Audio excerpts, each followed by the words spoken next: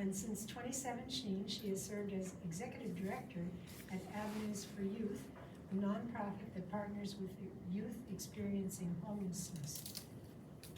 Prior to joining Avenues, she worked for many years in adolescent sexual health as well as in education disparities reduction. Youth work is both her vocation and her passion.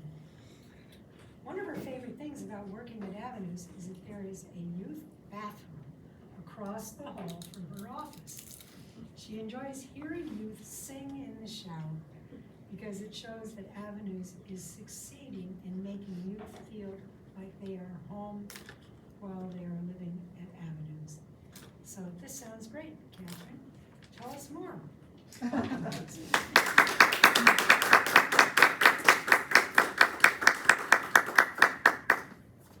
Is it better if I use this for the purposes of the recording? Thank you so much. Well, I'm also happy to throw in a few happy books. Thank you for all the work that you're doing. I'm happy to be here today. I'm gonna see if I can make this work. Oh, look, I can.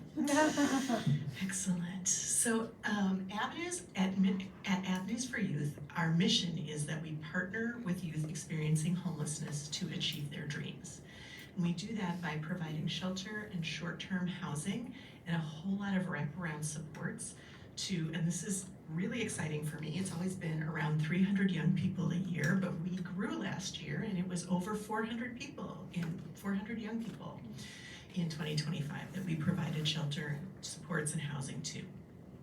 I'm gonna actually, if this works, have you get to hear from a youth first. Sometimes it works and sometimes it doesn't.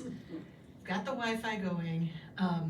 This is a video about a young person who lived in our Brooklyn Park shelter for over a year before successfully moving into her own home. So hopefully we'll see what happens.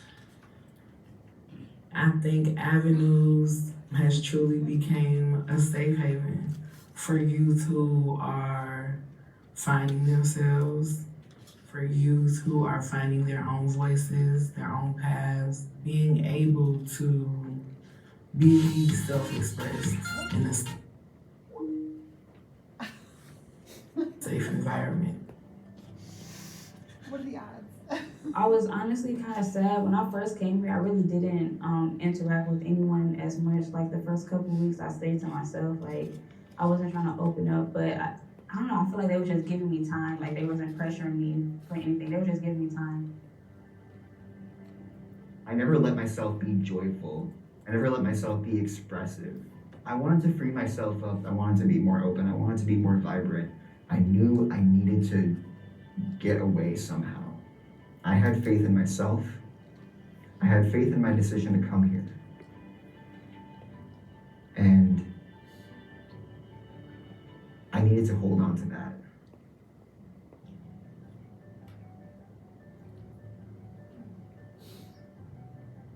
Usually most people think that younger youth who are experiencing homelessness is because of like behavioral issues at home or substance abuse. But really, most of our youth is almost like a whole family thing. So we have youth that are coming from housing instability because the caretaker of the home wasn't able to continue caring for their youth. We have youth that are displaced from home by their parents not being able to have enough income to support the whole household. At Avenues, we know that the root causes of youth homelessness include racism, include homophobia, include transphobia. And that's why we've very consciously adopted values that include equity, anti-oppression, and liberation. So we're working towards those things all the time at Avenues. Avenue works more for the needs and wants of the youth and actually takes their opinions into considerations and involve them with how the program should go. It's power with instead of power over. I checked in often because I trusted Rosie. Rosie, I felt like I could confide in her. Makeda and Rosie and all the other staff here, you know, when I checked in with them, they all said like I had grown a ton.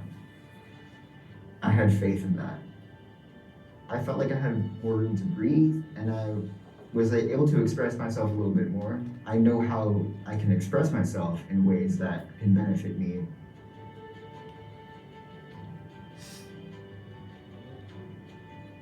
I gotta thank Rosie and the other staff I put my trust in for keeping me afloat during that time. I saved most of the money that I made from working and held on to it and just tried to stay mentally tough. I gotta thank my patients.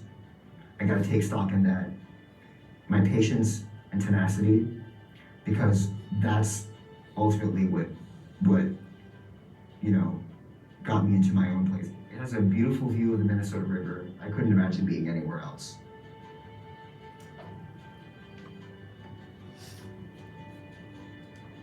It allows me to feel like I have a home, like I can be comfortable, not have to think about my next move, like, oh my gosh, what's gonna happen now? I can be comfortable, like 100% comfortable in my own space. Like, and it's up to me to keep it, so I know I'm gonna keep it, and that's just how I feel about it. I love it. Dakota, I would have to say I admire her open-mindedness, and I would have to say perseverance, because I know her story. That young woman has been through a lot. Her smile is so radiant. She makes you want to smile, like when she's smiling. Makeda, Rosie, and Michaela, those three, I love them so much. And they love me. I feel like they love me. But yeah, those three, they made it very comfortable for me. I feel like I was at like my grandma's house, so that's what it is. When I'm doing this work, that's my number one goal, to always make sure that that youth knows that they are the author to their story. We're just here to keep giving drafts as much as you need it.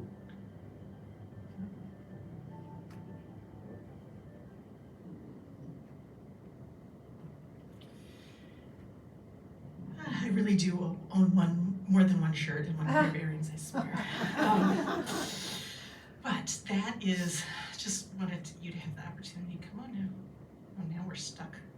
I'll get to the next slide. Exit. What are my readers? The escape button, maybe?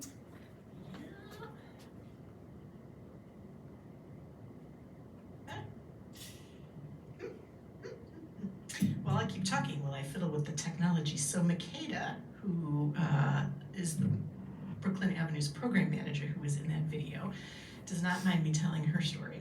Otherwise I would not, but she was a youth at Avenues when she was a teenager. And she was, by the time I came to Avenues in 2017, she was an on-call staff member. And that's like our very, very entry level, because we have 2 shelters that are staffed 24/7 with awake staff. You want to have about 15 people who are on call part-time youth support specialists, so that anytime somebody calls in and says, I can't come to work tomorrow, or I just threw up and you don't want me to come in for my shift in an hour, we have plenty of folks to take over. So that's where Makeda started with us. She was a youth at Avenues. She went off to college. She came back, started as a youth support specialist on call, and has worked her way up to managing our program at our Brooklyn Park shelter. I'm just rebooting altogether. Oh, okay. As the video noted, every night in Minnesota, more than 4,000 young people are experiencing homelessness on their own and unaccompanied. And as a state, we have shelter beds for about 20% of them. So Avenues is full 100% of the time. All of our programs are full. We have to turn young people away every day. We are part of a statewide collaborative, so we have lots of folks we can refer to, but the reality is homelessness is still very, very much an issue in Minnesota for young people as well as for adults.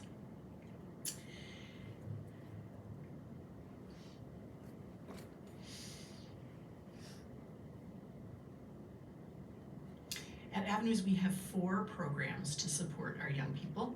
We have our North Minneapolis shelter, which is just down the road here. We're just north of Olson Memorial Highway on Oak Park Avenue in between Knox and Logan. And that program is home to 20 young people every night. We co-locate in that building a shelter program, which is a 30-day stay, and all young people come into that location and our Brooklyn Park location are coming in for a shelter stay. And if we can resolve their issues within 30 days and help them find housing, that's ideal, right? That is the perfect thing, because then they don't have to, we want to keep them, oh my goodness, Meerse, come on now. I shouldn't try to talk and do this at the same time.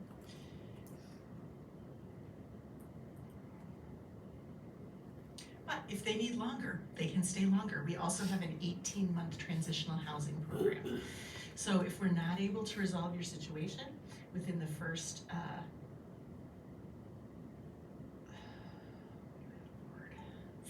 30 days that you're with us, you can move right on into our transitional housing program. That's it. Yeah, that one too from the beginning. There we go. Okay. I don't really want the notes. Oh, you're not seeing the notes. Yeah, we can't That's see it. They're perfect. good. Okay. And it's not. I'm so sorry. PowerPoint is not responding. You know, I'm just going to talk to you. There we go. Okay, we saw that. There we go.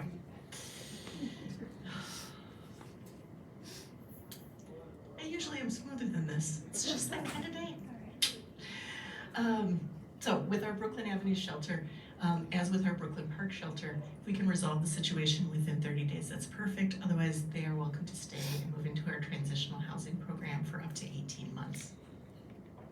Stepping back a couple steps here, the majority of youth in Minnesota who are experiencing homelessness identify as Black, Indigenous, and youth of color, and as LGBTQ+. That is disproportionate, right? The majority of youth in Minnesota are not BIPOC, and the majority of youth in Minnesota are not LGBTQ+. So they are disproportionately overrepresented in the populations. And for all of the reasons you would expect, right? Poverty, institutional racism, homophobia, etc. I was talking about our Minneapolis Avenue shelter. We have the 20 beds, and then we have we have one emergency overnight bed. So if a young person calls us and says, I don't have a place to sleep tonight, or shows up on our doorstep, we can put them in that emergency overnight bed for up to 5 nights while we're either waiting for one of our regular program beds to open up, or we are able to refer them to another partner.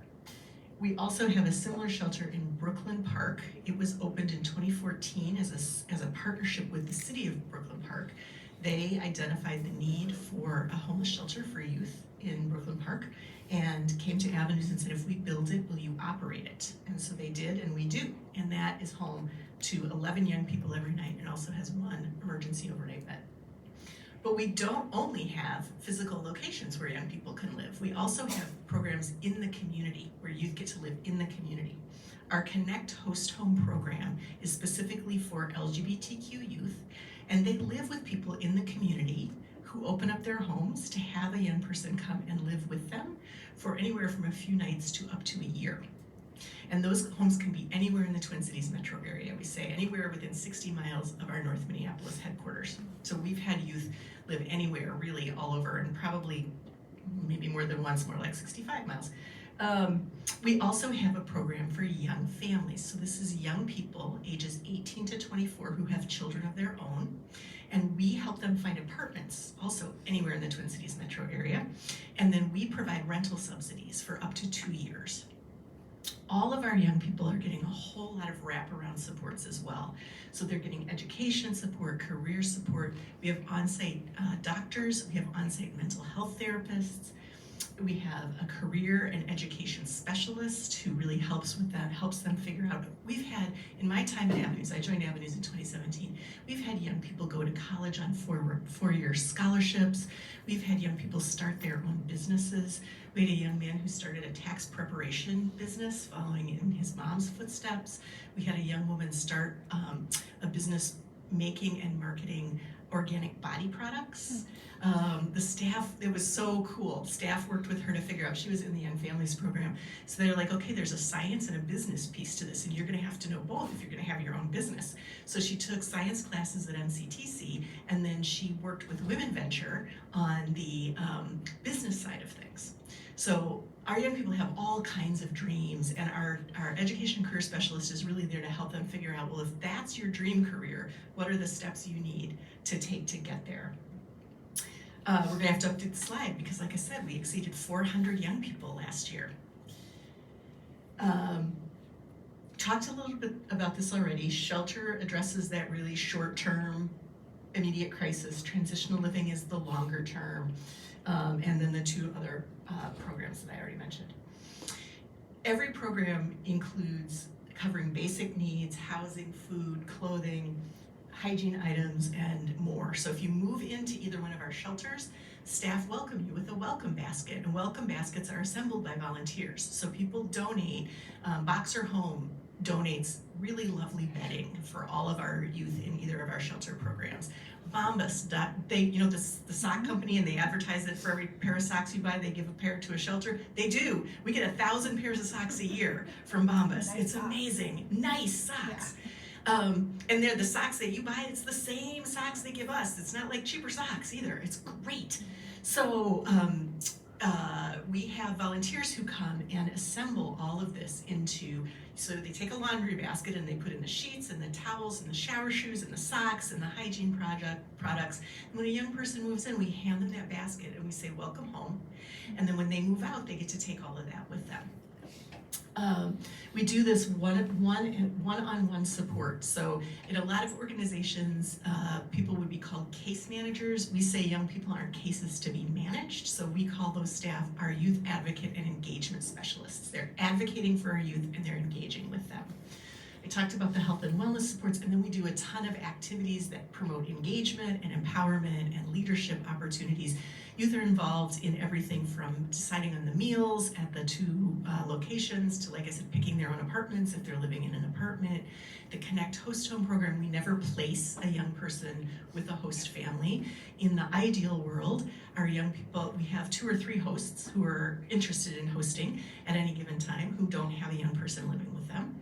And they write a letter and they create a portfolio about themselves and their family if it's more than one person, and they explain why they're interested in hosting a youth. And then when a young person is identified as being a good fit for host home, we give them 2 or 3 of these portfolios and we say, what looks like a good fit for you? Who would you like to meet? Who do you think you might want to live with? So many of our young people have been in foster care and they have had bad experiences with that. So we really want them to feel like they are making choices. If they meet a potential host, and it doesn't feel like the right fit for either side, we say no harm, no foul. You can meet somebody else, and we do that until they find the right fit. Our 2 locations, as I mentioned, Minneapolis Avenues is our original program. We were founded by a young woman who was 19 when she founded Avenues. She had experienced homelessness herself, and she had seen the way that young people really kind of fell through the cracks of the system, that there were shelters for families and there were shelters for single adults, but 16 to 24-year-old with those developmentally appropriate supports were not, there were not as many of those. And so she founded Avenues. Brooklyn Avenues, as I mentioned, we opened in early 2015 in partnership with the city. About a third of young people in Minnesota experiencing homelessness are pregnant or parenting youth. and we do not have nearly enough supports for young families. We started our program with serving 12 young families at a time, and we've been able to increase our funding so that we can now support 24 young families at a time. Where Avenues is growing right now, and we are hoping to soon add 12 more young families, so that we'll be working with 36 at a time. That is now our largest program, is our Young Families program. And then I just talked a fair bit about the Connect Host Home program. I will take questions in just a second. Often a question that comes up is, what can you do to help? And so there are a variety of things you can do to help. You can host me, as you did today, and learn more about this issue. You can talk to friends and family about youth homelessness in Minnesota and the issue, and point folks towards resources like Avenues. And it's the legislative session right now, and there's a whole lot of conversation going on at the legislative session right now about, especially right now, rental assistance because of cuts to federal funding. A whole lot of organizations, youth serving and adult serving, are potentially going to lose something like, I can't even remember how many millions of dollars it is in annual funding. The youth side alone is probably going to lose $4 million in annual funding. And the state has about $9 million of unspent dollars right now that is with the Minnesota Housing Department. And the legislature right now is debating whether to direct them to use that funding for rental assistance, so that folks who lose rental assistance can tap into that. So we're supporting that and a whole host of other things at the state level right now. We at Avenues is part of a statewide collaborative called the Youth Services Network, and that is part of our work, is that we advocate at the Capitol.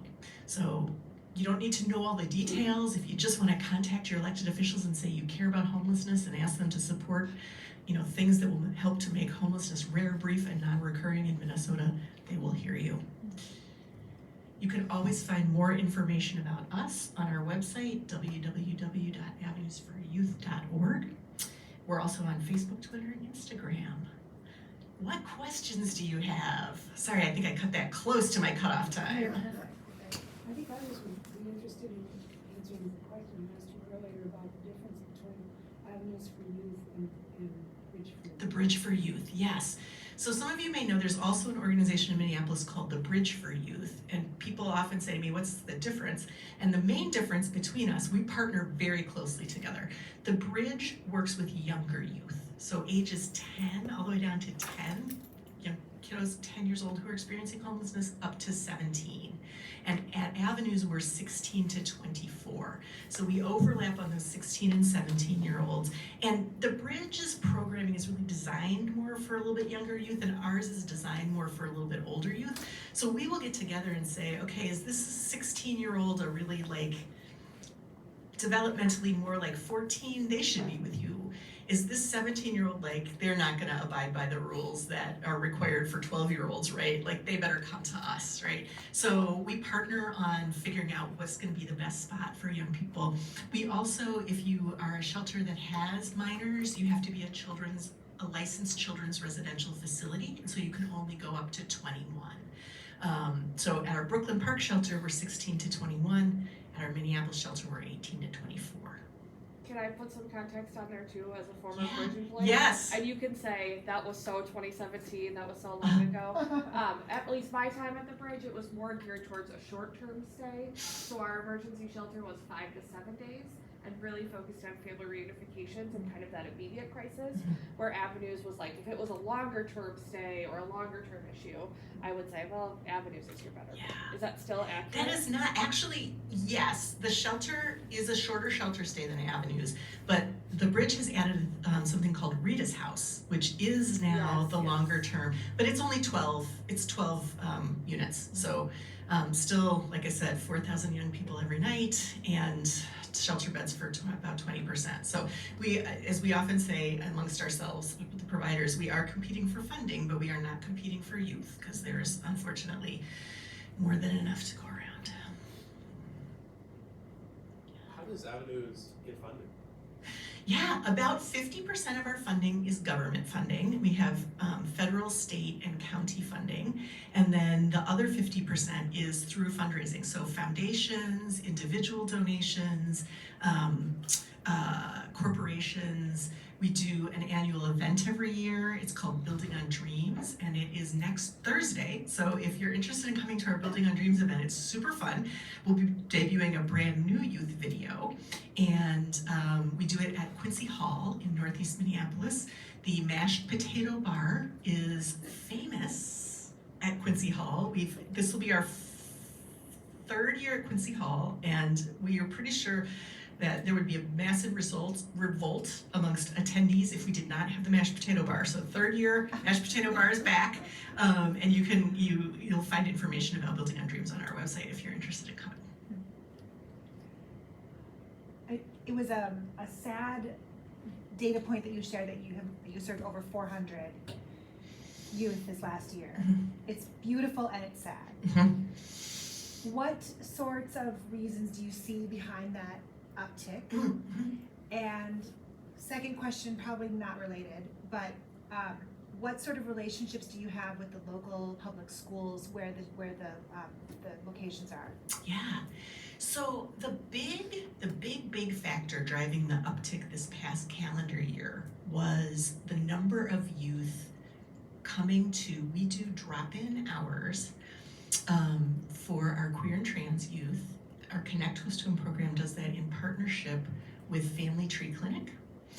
And they do it every other week, and we saw a huge increase in the number of our LGBTQ youth going to the drop-in hours. So I think that, we're really seeing our LGBTQ youth and community under attack in a lot of ways, and I think they're really looking for all the places they can go that feel safe and welcoming to them. This March, so this would not be in last year's numbers, but this January, February, March, we started getting a lot more phone calls at Minneapolis Avenues. I think that's the fallout from the Operation Metro Surge and people being afraid to leave their homes to go to work and then getting evicted. So one of the things that I learned coming to Avenues that surprised the heck out of me was the number, it's not the majority, but it is a number of our young people are absolutely connected to their families. They're loved and cherished by their families. The whole family is experiencing homelessness, and they've had to split up to find housing. So mom and younger siblings might be at the family shelter, but the 20-year-old is too old to be with them, so they have to come to us. And dad is sleeping on grandma's couch in Section 8 housing, which is not legal, but probably no one is going to blow the whistle if it's just dad. But if it's the whole family, then it becomes more obvious that the whole family is staying in this apartment that they're not supposed to be staying in. So those are two things right now that are kind of driving our numbers. And the connection to the schools. Oh, the connection to the schools, yes. So, yes, very much connected to the schools. And the state legislature a couple of years ago put some money into a program called Safe Homes, Safe Schools. Recognizing that you can't actually do well in school if you don't have a place to live. So there's a lot of more prevention work happening in the schools now, and school staff have more resources to help families identify rental assistance and those kinds of things, so that's great. In Brooklyn Park, we do take referrals from the youth, from the schools, and from the police, and from community organizations. In Hennepin County now, so our North Minneapolis shelter, Hennepin County piloted a couple of years ago a shelter hotline. So one number that anyone can call, and they do that, and it's staffed by Catholic Charities, and it's a shelter hotline, but it's also a diversion program. So Catholic Charities has resources. If someone calls and says, my parents are about to kick me out, and the parents and the youth are amenable to going to therapy together, they can refer them to a free or low-cost therapist. If the family's about to be evicted, they may be able to provide rental assistance. So it's really ensuring that as few people as need to actually have to go into shelter. But if the shelter is the only option, then they know all of the shelters in Hennepin County who has open beds, and they can do a warm referral. So a young person isn't having it used to be a young person had to just call every shelter, right? And till they found one that was open. And now with this central hotline, it's so great. It means we agree to participate in the hotline and not fill beds other ways, but in the long run, the schools know, the drop-in centers know, and now the youth are starting to know. Just call this one number and you'll get everything you need. All right, thank you so much, Thank Katherine. you.